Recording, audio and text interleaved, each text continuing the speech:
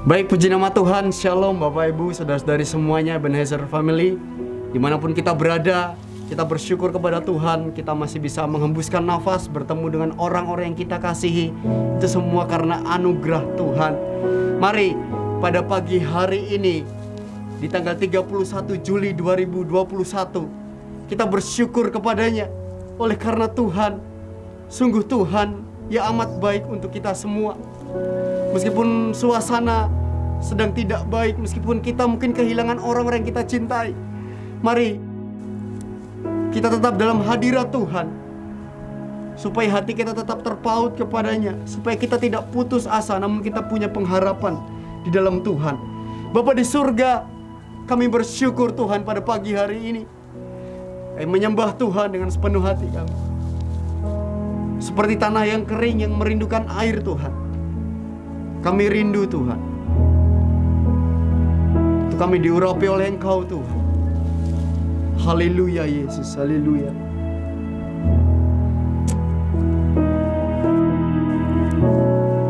Haleluya. Bagaikan tanah kering yang merindukan air, demikianlah jiwaku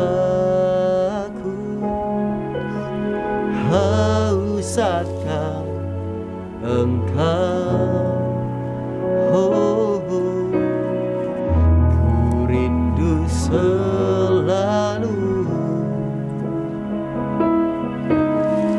hadir-Mu di hidupku.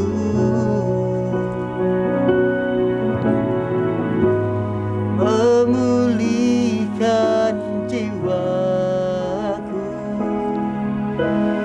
hapuskan air mataku.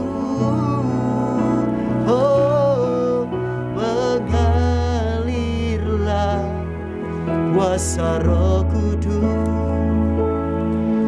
mengalirlah di tempat ini. Mengalirlah, oh Roh Kudus, pulihkanku, pulihkanku.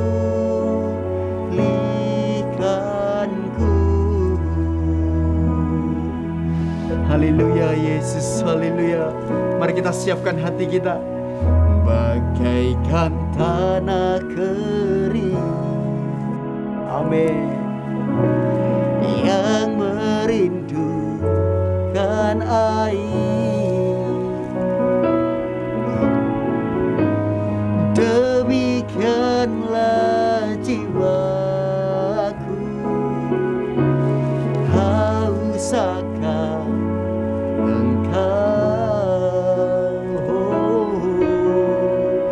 Ku rindu selalu, amin, hadir-Mu di hidupku.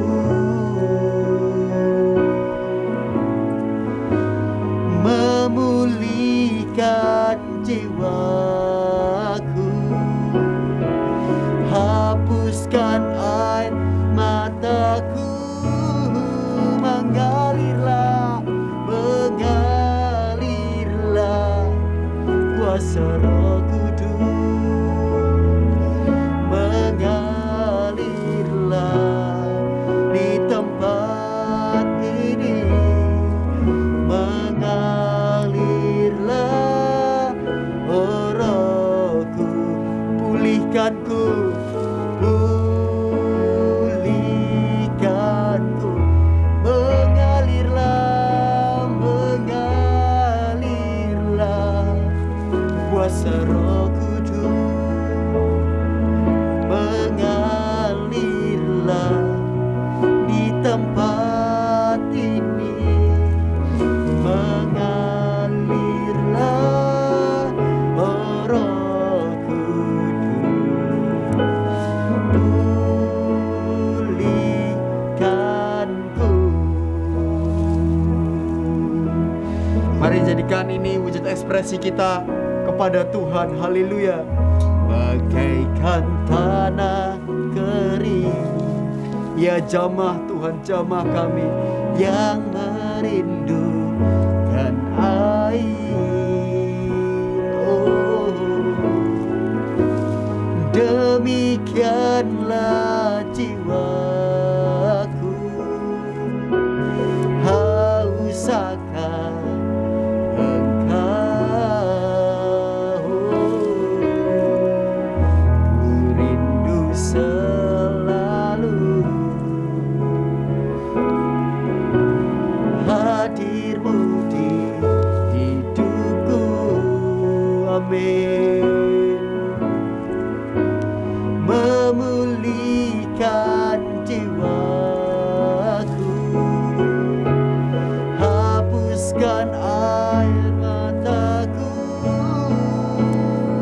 Oh, mengalirlah kuasa Roh Kudus, mengalirlah di tempat ini. Mengalirlah, oh Roh Kudus, pulihkanku. Oh, mengalirlah, mengalirlah kuasa Roh Kudus, mengalirlah di tempat ini. Mengalirlah, oh Roh Kudus, pulihkanku,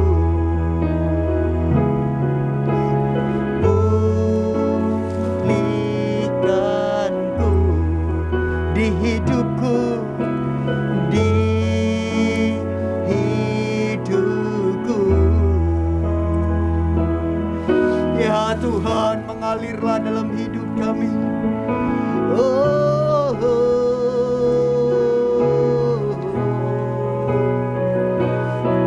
kami bersyukur sebab Kau Allah yang besar.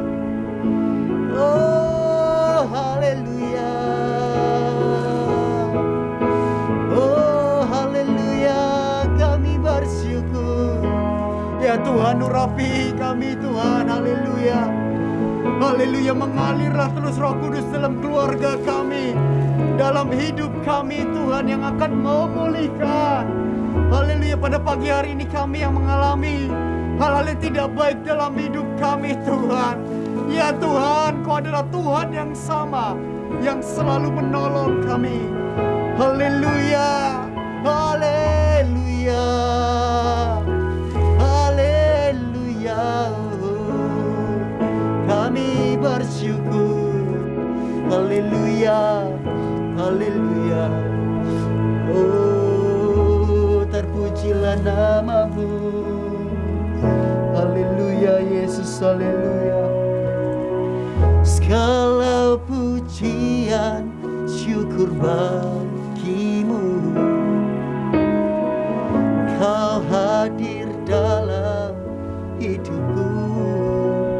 Kini ku datang sujud di hadapan-Mu,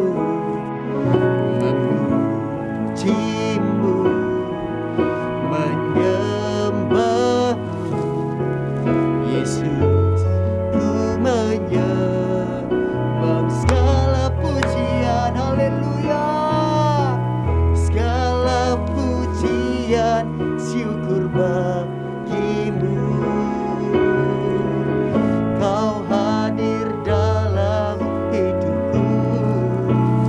Kini ku datang sujud di hadapan-Mu, memuji-Mu, menyembah-Mu. Yesus, ku menyembah-Mu. Haleluya Yesus, kemuliaan-Mu Tuhan. Yesus,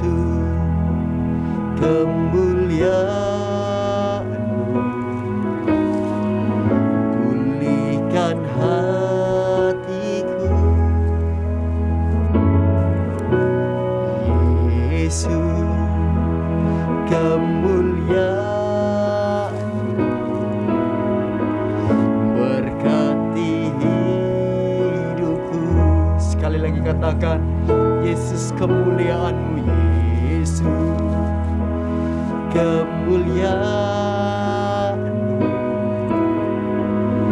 pulihkan hatiku, Yesus kemuliaan-Mu. Amin. Berkati hidupku, jadikan ini iman kita. Haleluya. Segala pujian syukur bagimu,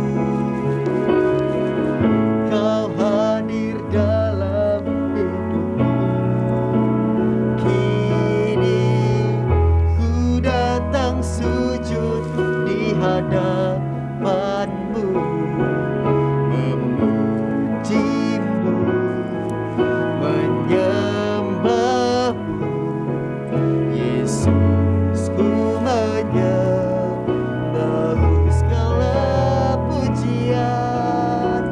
Segala pujian syukur bagimu. Kau hadir dalam hidupku. Kini ku datang sujud di hadapan-Mu, memuji-Mu, menyembah-Mu. Yesus, ku menyembah-Mu. Yesus, ku menyembah-Mu. Yesus, ku menyembah-Mu.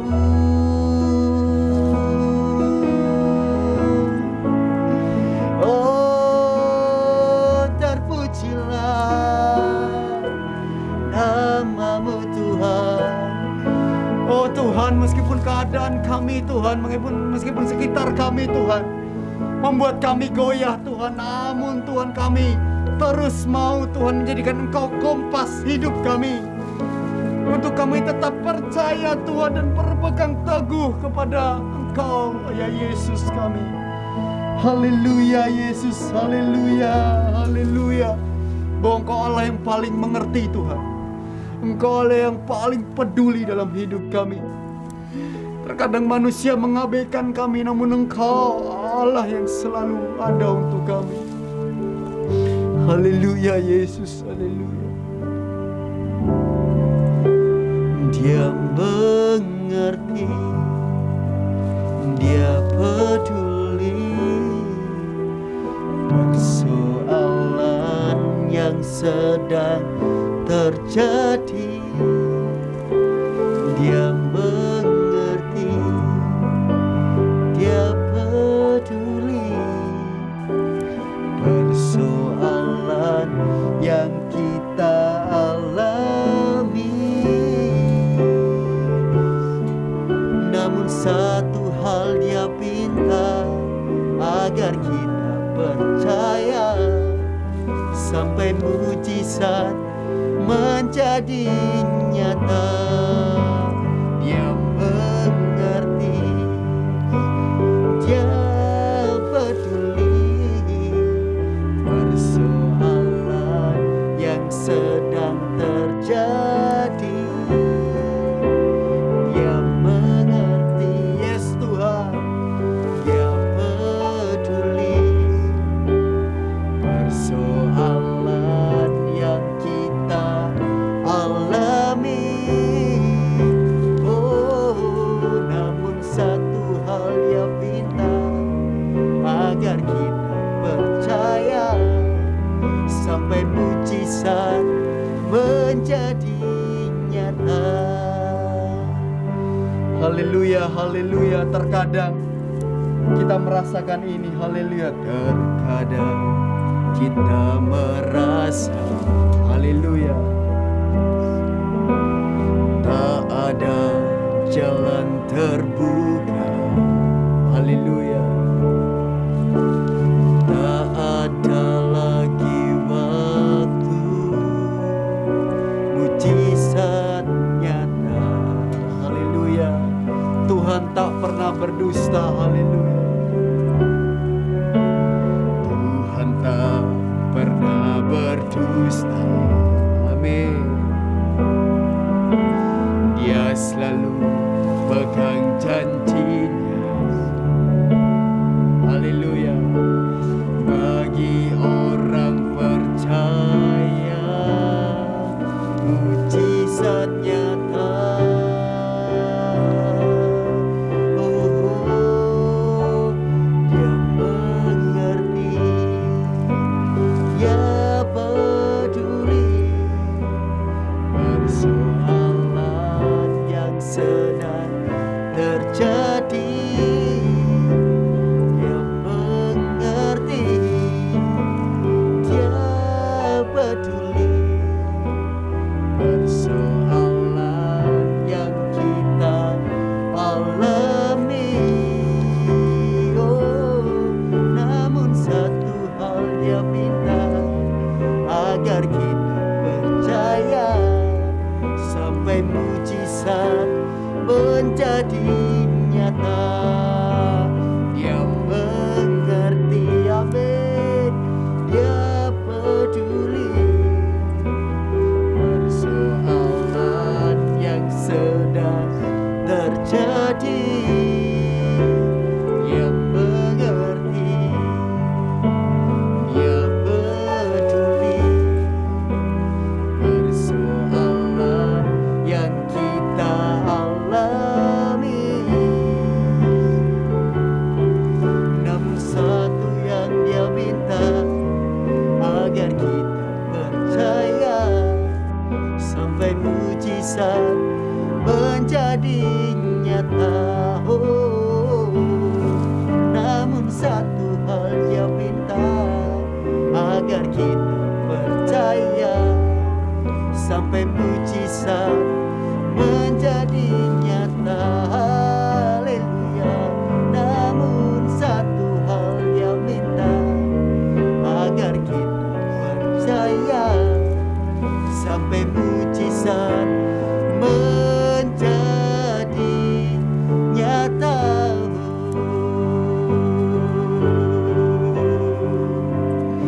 Haleluya, haleluya.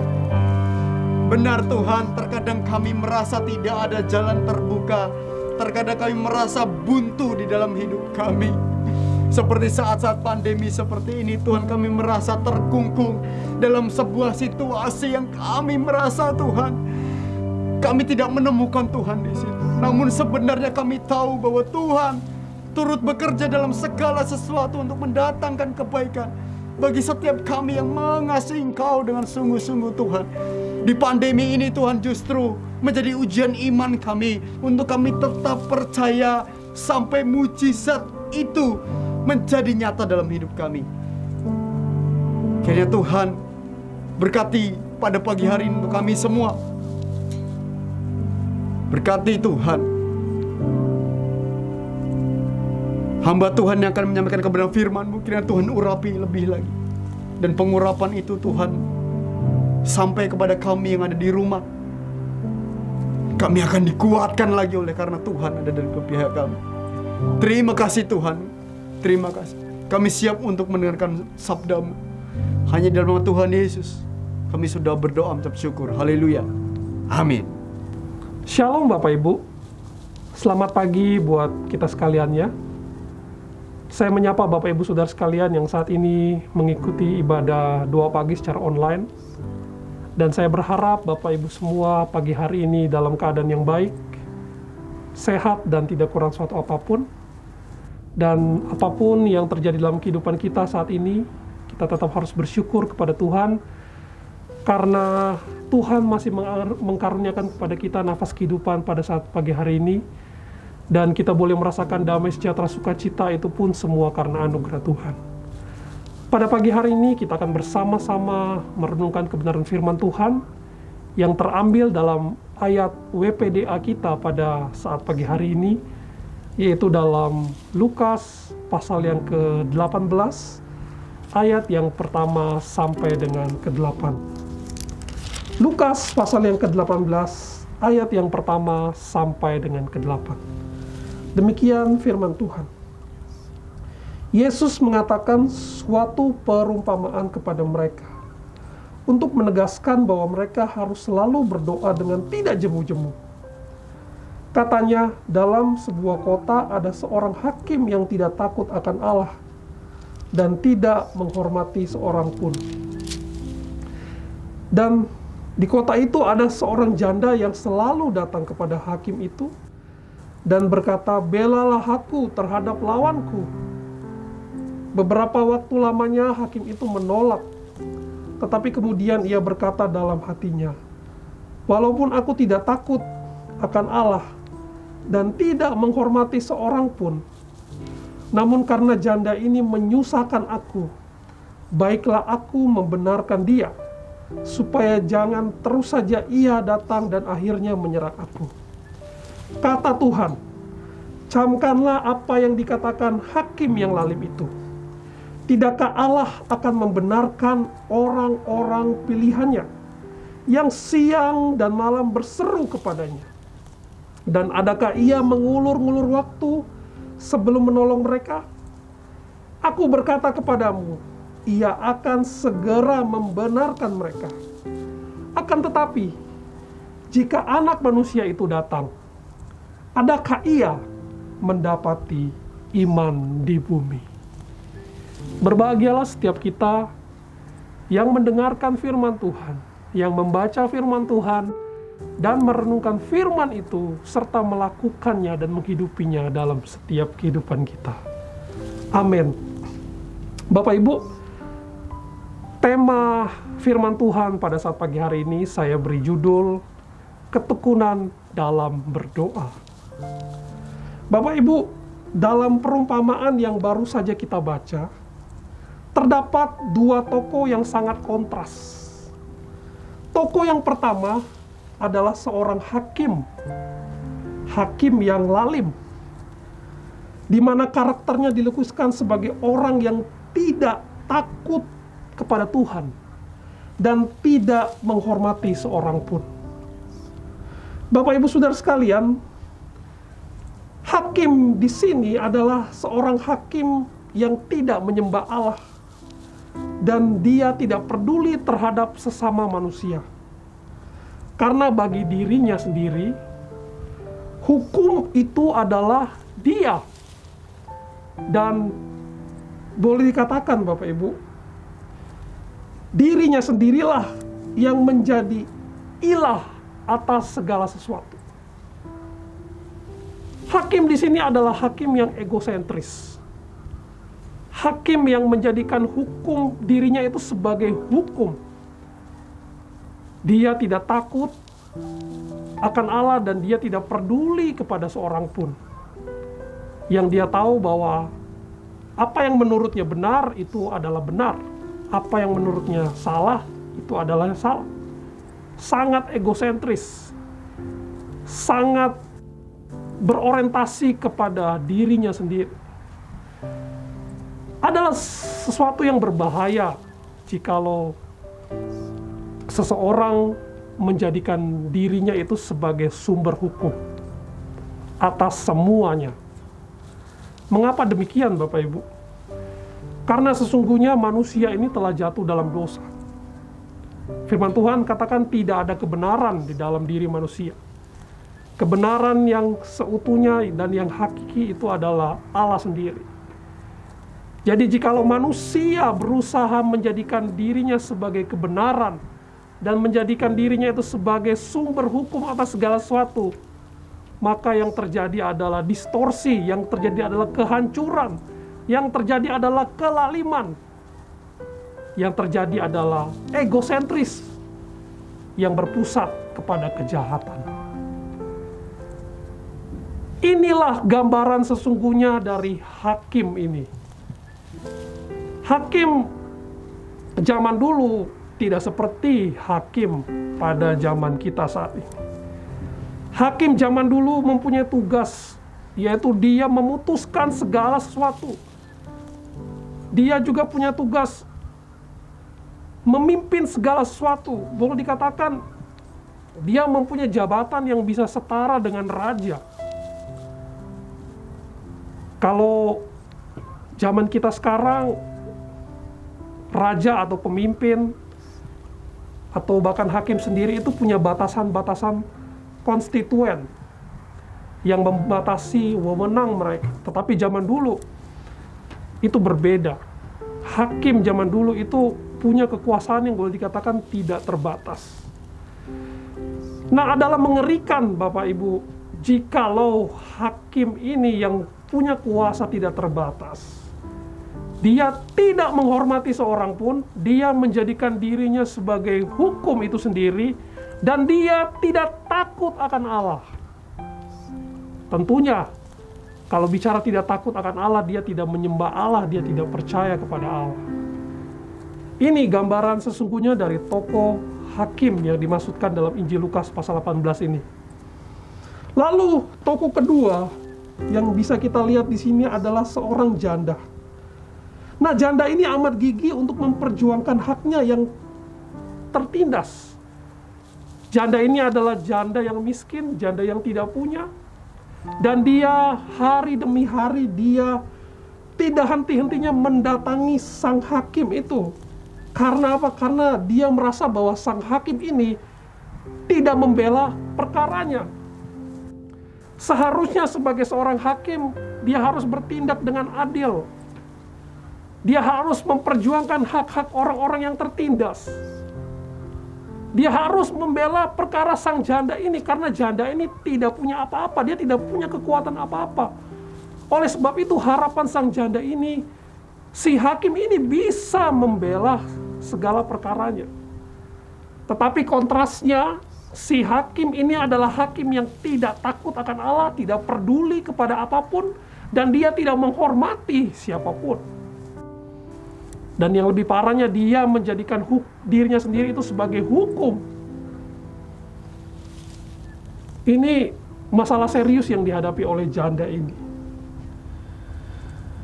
Bahkan ada kemungkinan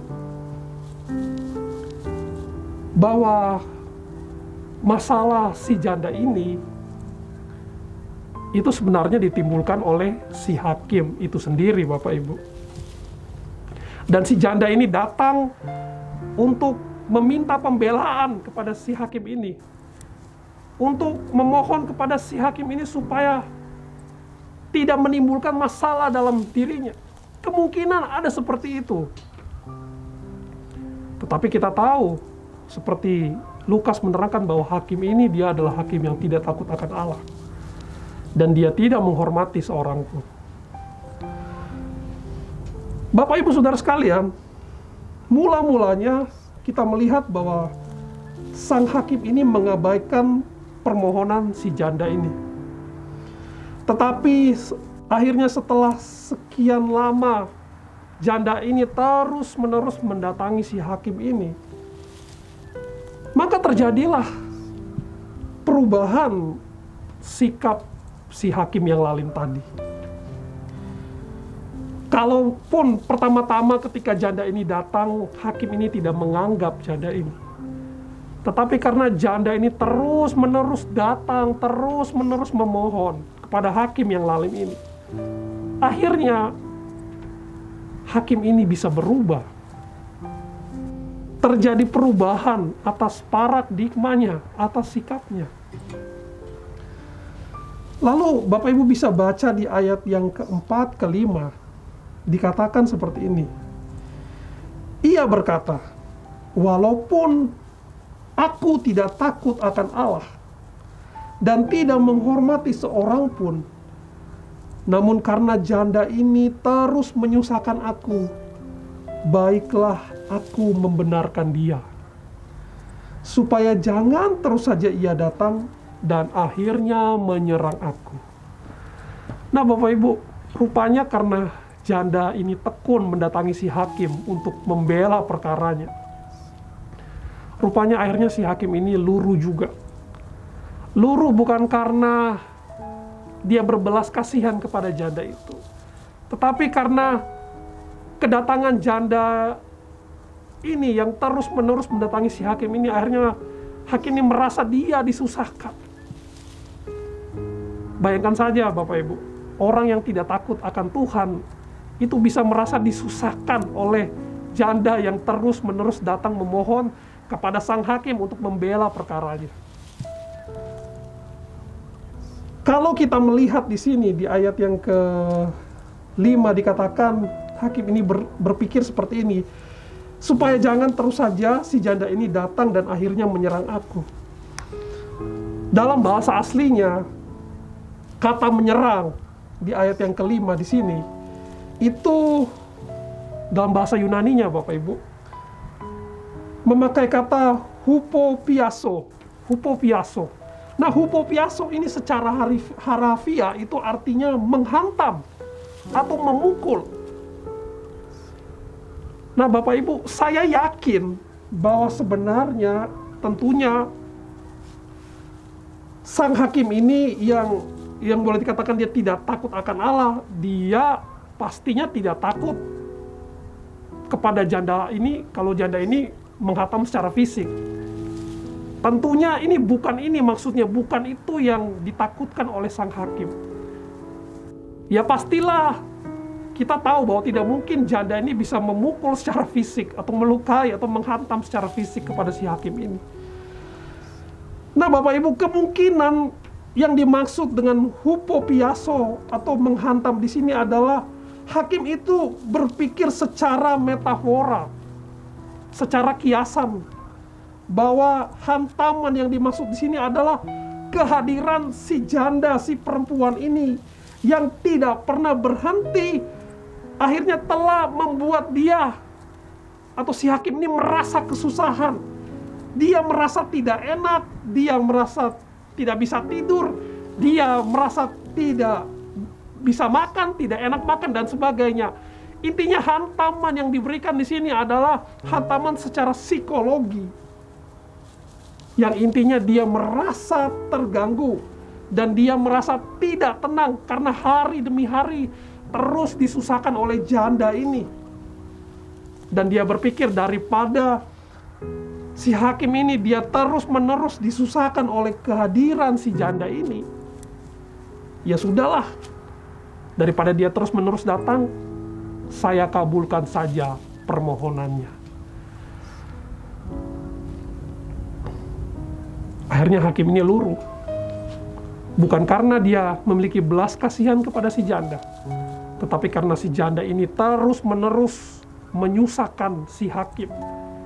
Karena ketekunan si janda ini yang terus-menerus datang memohon pembelaan, akhirnya si hakim ini, ya sudahlah, daripada kamu menyusahkan aku, setiap hari mengganggu aku kabulkan saja permohonanmu. Bukan karena belas kasihan, tetapi karena kegigihan si janda ini yang memperjuangkan perkaranya, akhirnya mengubah sikap hakim yang tidak takut akan Allah itu untuk akhirnya membela perkara dari si janda ini. Bapak Ibu Saudara sekalian, ini satu hal yang menarik Bapak Ibu. Di ayat yang ke-6 Tuhan katakan, camkanlah apa yang dikatakan oleh hakim yang lalim itu. Tidakkah Allah akan membenarkan orang-orang pilihannya yang siang malam berseru kepadanya? Dan adakah ia mengulur-ngulur waktu sebelum menolong mereka? Yesus ingin menyampaikan di sini, kalau si hakim saja itu bisa berubah oleh karena ketekunan dari si janda ini, apalagi Allah yang maha baik itu. Tidakkah ia akan membenarkan orang-orang pilihannya, orang-orang yang dikasihinya, yang siang malam terus-menerus berseru kepada Tuhan? Kalau hakim yang lalim itu pun akhirnya membela perkara si janda, bukan karena belas kasihan, tetapi karena janda ini terus-menerus membuat kesusahan dalam dirinya. Apalagi Allah yang penuh dengan belas kasihan itu. Dia pasti akan membenarkan, akan membela setiap perkara orang-orang yang dikasihinya.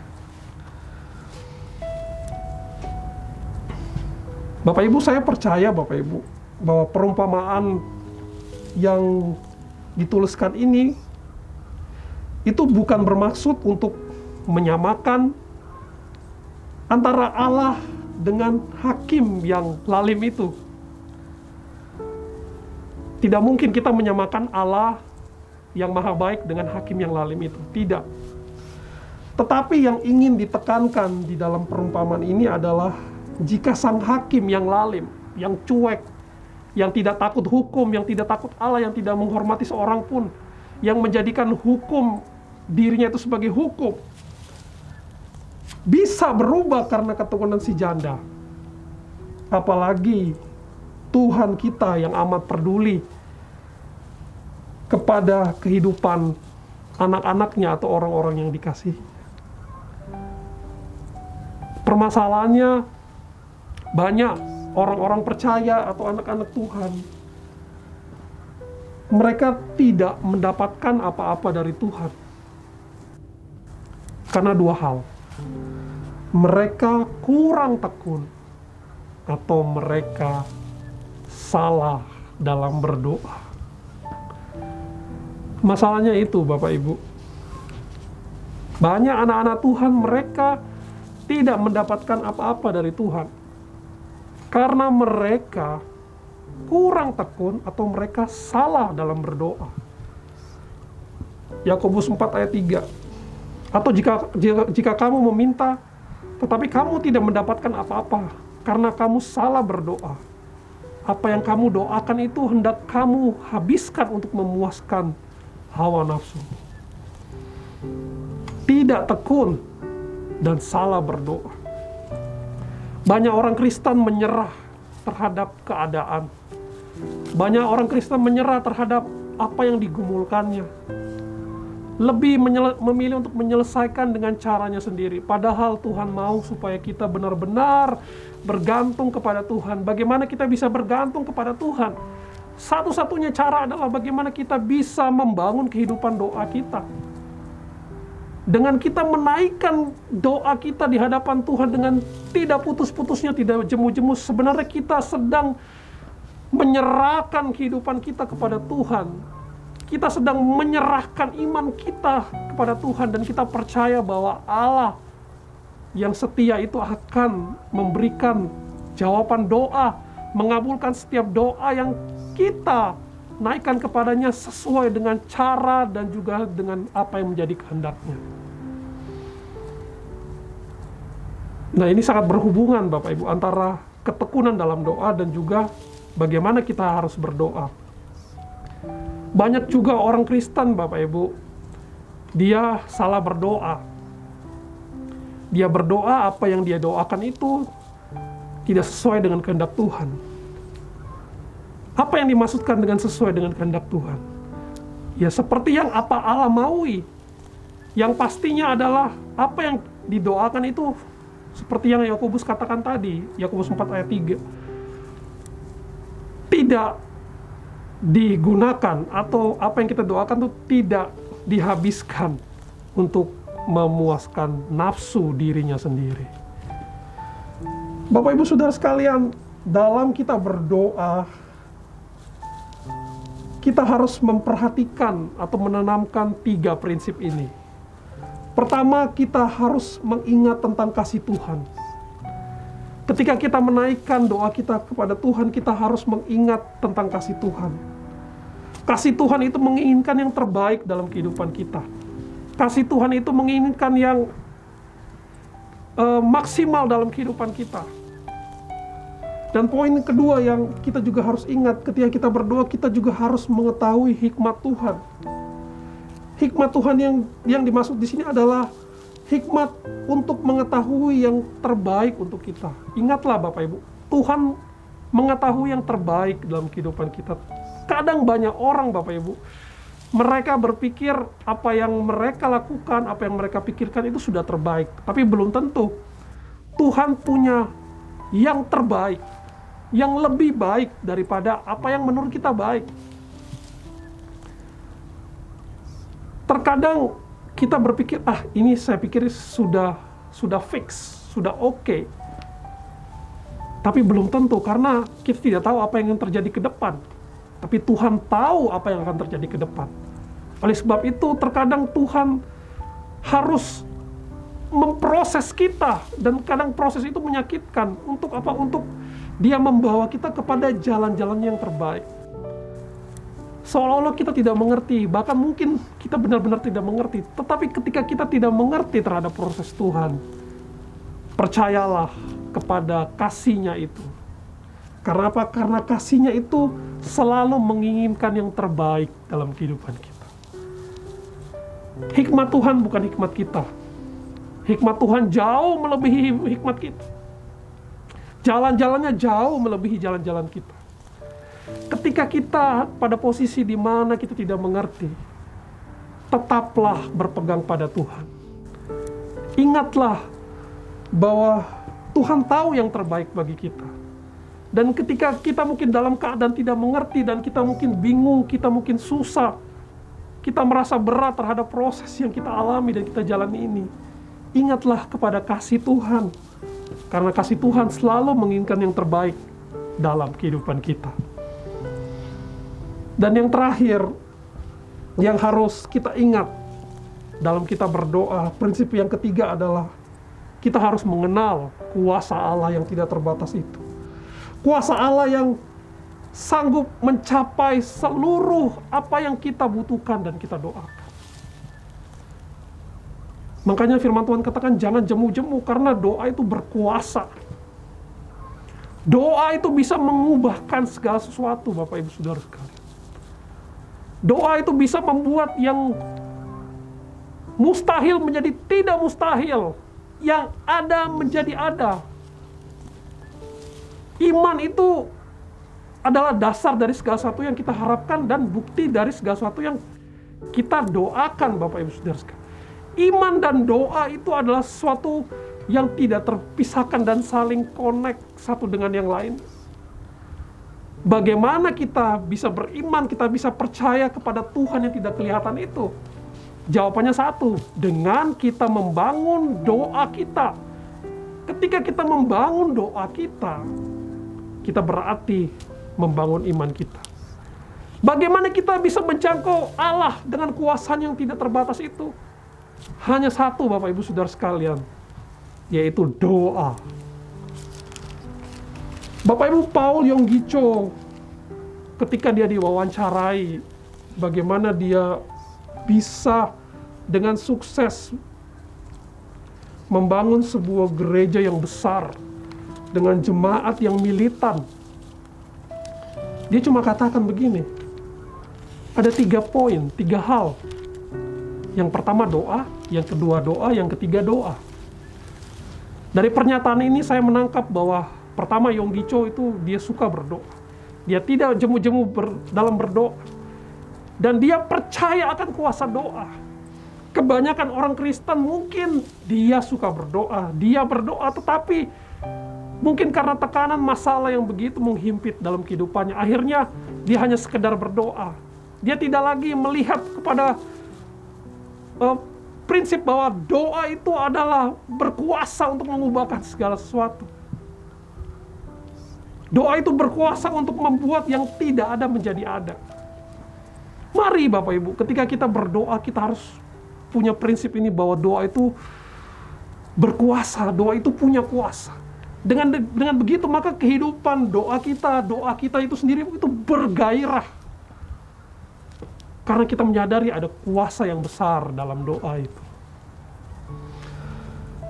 Bapak Ibu Saudara sekalian, dalam kehidupan Kristen, orang-orang percaya saat ini yang penuh dengan tantangan, apalagi di tengah-tengah pandemi yang terjadi saat ini, semangat pantang mundur dalam kita berdoa itu adalah sesuatu yang sangat penting. Bukan bermaksud untuk kita memaksakan kehendak kita kepada Tuhan melalui doa-doa kita yang terus-menerus kita naikkan, bukan itu. Tetapi yang ingin ditekankan di sini adalah bagaimana kita membangun ketekunan, membangun hubungan kita dengan Tuhan. Dan di dalam doa kita itu kita ada interaksi dengan Tuhan, sehingga akhirnya apa? Sehingga kita bisa melihat, kita bisa mengalami, kita bisa terimpartasi dari Allah dengan kuasa yang tidak terbatas itu bisa terimpartasi dalam kehidupan kita sebagai orang percaya. Dan kita mengalami kuasa Tuhan dalam kita menjalani kehidupan kita. Perlu kita ketahui Bapak Ibu, saya mengutip pernyataan seorang teolog Denmark yang bernama Søren Kierkegaard. Søren Kierkegaard ini mengatakan bahwa doa itu tidak merubah Tuhan, tapi merubah orang yang berdosa. Dengan kata lain, ketika kita berdoa kepada Tuhan, kita sedang menghubungkan diri kita yang lemah ini, yang berdosa ini, kepada Tuhan yang Maha Kudus, kepada Tuhan yang Maha Kuasa. Dan ketika kita menghubungkan diri kita kepada Tuhan, maka kehidupan kita sebagai orang berdosa ini, kehidupan kita akan diubahkan oleh Tuhan. Kita mengalami kuasa Tuhan terjadi dalam kehidupan kita.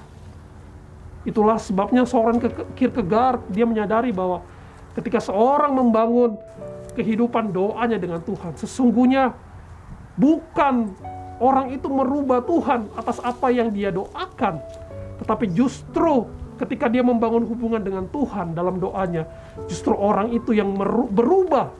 Tuhan yang mengubah orang itu, sehingga apa yang dialami oleh orang itu, yang dipahami oleh orang itu, yang dulunya dia hanya sebatas manusia yang terbatas, yang lemah, yang berdosa, itu diubahkan mengalami kuasa Tuhan, sehingga orang itu akhirnya bisa mengerti apa yang Tuhan kehendaki dalam kehidupannya. Dan dalam kehidupan sehari-harinya dia berubah karakternya menjadi seperti karakter Allah itu sendiri. Bukankah itu satu hal yang menarik Bapak Ibu? Kalau kita berteman dengan seseorang dan itu sangat berteman baik, saya percaya Bapak Ibu, ada karakter-karakter khusus yang dari orang itu akhirnya bisa, tanpa kita sadari, kita bisa terimpartasi dalam kehidupan kita. Mulainya kita tahu, oh orangnya seperti ini. Tetapi kalau dia benar-benar dekat, dia benar-benar sahabat karib, bukan saja dia tahu, dia kenal, tetapi dia juga akhirnya bisa terimpartasi dari sikap dan karakter ataupun kebiasaan orang itu. Sama halnya dengan kita, dengan Tuhan. Kalau kita bergaul dengan Tuhan, maka Tuhan yang Maha Kuasa, yang Maha Kudus, yang Maha Benar itu akan mengimpartasi karakternya di dalam kehidupan kita, sehingga kita menjadi manusia-manusia yang diubahkan. Bapak Ibu Saudara sekalian, dalam berdoa kita jangan mudah menyerah, jangan mudah berputus asa. Ingatlah Bapak Ibu Saudara sekalian, kalau kita berdoa berarti kita menghubungkan diri kita dengan Tuhan. Oleh sebab itu jangan jemu-jemu, kita harus tetap tekun sekalipun kita belum mendapat jawaban doa yang kita gumulkan. Karena apa? Karena kalau kita berhenti berdoa, sebenarnya itu kita sedang memutus aliran nafas kehidupan kita dengan Allah yang hidup itu. Ada suatu statement yang mengatakan bahwa doa itu adalah nafas kehidupan orang percaya. Dan itu betul, kalau kita berhenti berdoa berarti kita berhenti bernafas. Dan berarti itu akhirnya akhir dari hidup kita. Bapak Ibu Saudara sekalian, marilah kita mengingat apa yang Rasul Paulus katakan dalam 1 Tesalonika 5 ayat 17, tetaplah berdoa. Tetaplah berdoa dalam situasi kondisi apapun. Bertekunlah dalam doa, jangan menyerah dalam doa. Karena ketika kita berdoa, sebenarnya bukan saja kita menaikkan apa yang kita doakan, tapi sebenarnya di situ kita bisa menyerap, kita bisa terkoneksi dengan Tuhan, kita bisa mengenal Tuhan, sehingga kita bisa mengerti jalan-jalannya Tuhan, apa yang menjadi kehendaknya Tuhan, dan terlebih lagi kita mengalami kuasa Tuhan terjadi dalam kehidupan kita. Bapak Ibu yang dikasihi oleh Tuhan, ingatlah, berbicara soal doa bukan saja berhenti kepada Tuhan menjawab doa terhadap apa yang kita mau atau kita inginkan atau yang kita naikkan. Tetapi berbicara soal doa, bagaimana kehidupan kita itu diubahkan sehingga kita mengerti apa yang menjadi rencana Tuhan. Kalau kita bisa mengerti sesuai dengan apa yang Tuhan maui dalam kehidupan kita, maka percayalah Bapak Ibu, apa yang kita minta itu Tuhan dengar dan Tuhan kabulkan. Bagaimana kita bisa mengalami ini? Jawabannya cuma satu, kita harus lekat dengan Tuhan. Sehingga kita tahu apa yang kita minta, yang kita doakan itu kehendak Tuhan atau bukan.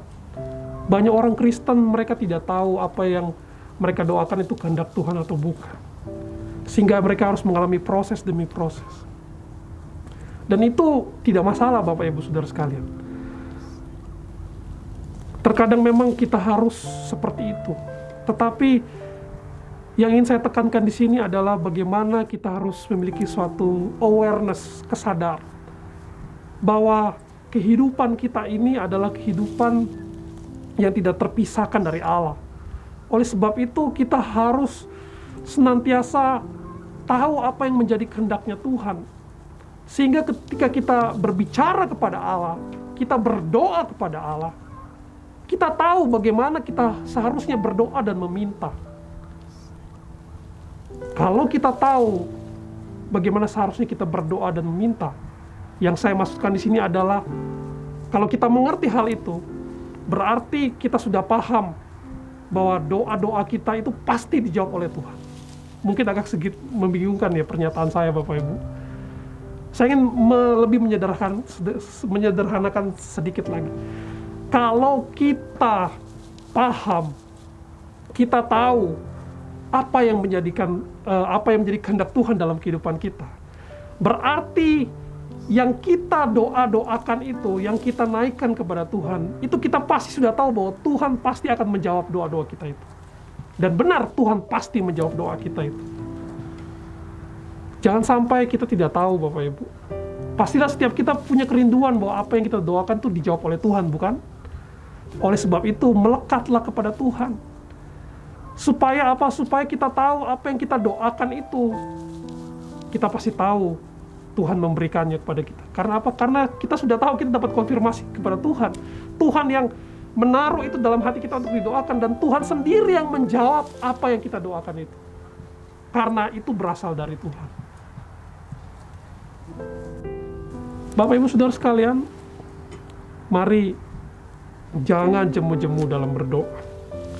Tetap berdoa. Tetap berdoa. Apapun yang terjadi, tetap berdoa. Doa tidak bergantung oleh perasaan mood kita. Ketika kita merasa mood kita baik, kita berdoa. Mood kita tidak baik, kita tidak berdoa. Doa itu harus konsisten, harus tekun. Tidak tergantung oleh mood kita. Karena sebenarnya kalau kita berdoa, kita sedang menghubungkan diri kita kepada Allah. Ketika kita berdoa, sebenarnya kita sedang bernafas. Ketika kita berdoa, kita sedang membangun hubungan kita dengan Tuhan. Dan yang paling penting juga Bapak Ibu, ketika kita sedang berdoa, sebenarnya kita sedang mendekatkan diri kepada proses yang mengubahkan. Mengubahkan sikap kita, paradigma kita, semuanya Bapak Ibu Saudara sekalian. Seperti apa yang menjadi karakter Kristus. Mari Bapak Ibu, pada saat pagi hari sebelum kita menjalani kehidupan kita hari ini, kita mengawalinya dengan doa, dan kita percaya bahwa Tuhan yang akan menuntun kita, memimpin kita, memberitahukan kepada kita segala sesuatu yang harus kita buat, harus kita lakukan sepanjang hari ini. Demikian firman Tuhan. Sebelum kita mengakhiri ibadah doa pagi ini, kita akan bersama-sama berdoa. Dan kita akan berdoa pertama untuk doa syafaat. Dan setelah itu kita akan bersama-sama menutup ibadah doa pagi kita pada pagi hari ini. Bapa yang di surga, terima kasih untuk firman Tuhan yang kami dengar pada saat pagi hari ini. Kami berdoa, berkati kami ya Tuhan dalam firman-Mu ya Tuhan. Mampukanlah kami untuk kami melakukan apa yang menjadi firman-Mu. Kalau firman Tuhan berbicara kepada kami tentang bagaimana kami harus berdoa, biarlah kami tidak jemu-jemu dalam berdoa. Kalau hakim yang lalim saja bisa berubah sikapnya, ya Tuhan, mengabulkan apa yang menjadi perkara si janda itu, kami percaya Tuhan yang maha baik itu pasti akan membenarkan setiap orang-orang pilihan, orang-orang yang Engkau kasihi atas setiap perkara-perkara yang mereka hadapi. Biarlah Tuhan kami memiliki iman yang tekun untuk kami dekat, untuk kami membangun doa kami kepadamu ya Tuhan. Biarlah Tuhan apapun yang terjadi kami tetap berdoa. Khususnya di tengah-tengah situasi saat ini ya Tuhan. Kami tetap berdoa karena tidak ada yang bisa kami andalkan ya Tuhan selain Engkau sendiri. Dan satu-satunya jalan untuk kami bisa datang kepadamu hanyalah melalui doa. Terima kasih ya Tuhan, berkati setiap sidang jemaat Tuhan pada saat ini yang mengikuti ibadah. Dalam pekerjaan, dalam usaha, dalam apapun yang dilakukan, Tuhan berkati. Kami juga berdoa buat saudara-saudara kami ya Tuhan, yang saat ini mereka membutuhkan pertolongan yang daripadamu.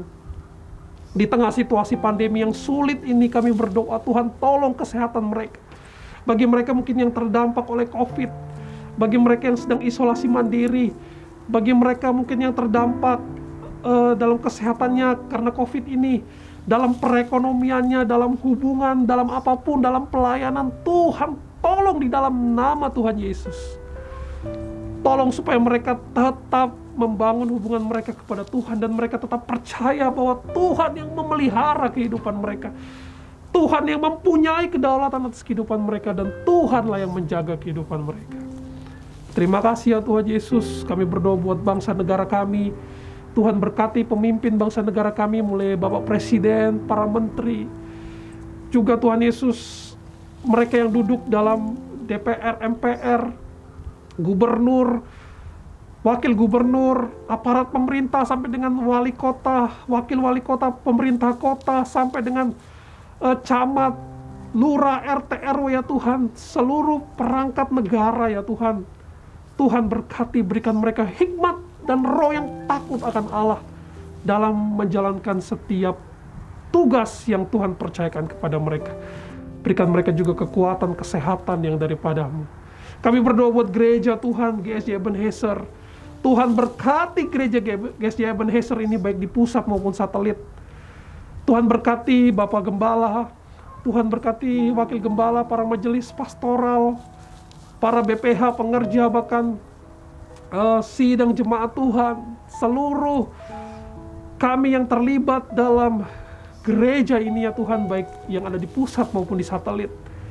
Bahkan sidang jemaat yang ada di pusat dan juga satelit, Tuhan berkati kami dalam kehidupan kami, keluarga kami, dalam pekerjaan kami, dalam kesehatan, semuanya Tuhan memberkati. Kami berdoa ya Tuhan untuk pekabaran Injil di seluruh dunia, khususnya di Indonesia. Tuhan pakai gerejamu, hamba-hambamu Tuhan, anak-anakmu ya Tuhan, apapun profesi mereka, supaya dimanapun mereka berada, dimanapun mereka Tuhan tempatkan, mereka menjadi berkat terang dan mereka berani untuk bersaksi bahwa Yesus Kristus adalah Tuhan yang menyelamatkan. Kami percaya Tuhan yang akan membuka pintu-pintu pekabaran Injil, sehingga banyak orang yang akan diselamatkan dan percaya kepadamu Tuhan Yesus. Terima kasih ya Tuhan Yesus. Kami menyerahkan sepanjang hari ini ke dalam tangan Tuhan.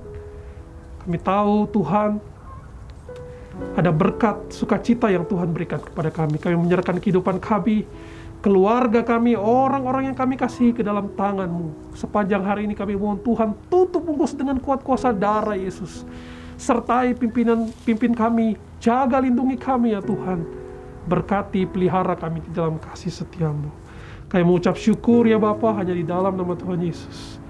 Terima kasih ya Tuhan Yesus. Mari Bapak Ibu, kita mengangkat hati kita kepada Tuhan.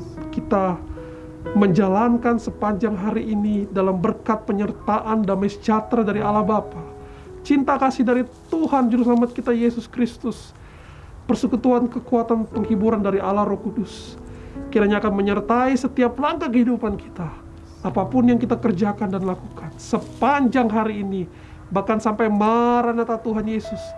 datang kedua kali untuk mengangkat kita semua yang percaya kepadanya, yang berharap kepadanya, masuk di dalam kerajaan yang kekal. Mari setiap kita yang percaya, kita katakan bersama, amin.